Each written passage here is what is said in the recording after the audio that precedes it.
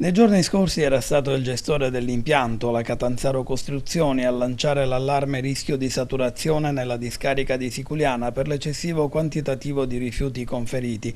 Anche l'ispezione effettuata dai tecnici del Libero Consorzio di Agrigento e dall'ARPA aveva evidenziato come ormai residuale le capacità della discarica di ospitare rifiuti e adesso il rischio diventa realtà. Da domani la discarica chiuderà e non sarà più possibile conferire rifiuti raccolti dal lato Gesa di Agrigento alla discarica di Siculiana.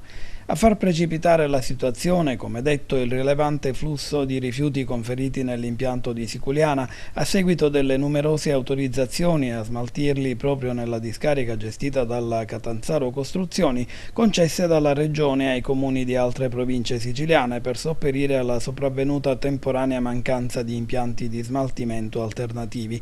Si teme adesso una nuova emergenza rifiuti se nel frattempo non verrà trovata una soluzione.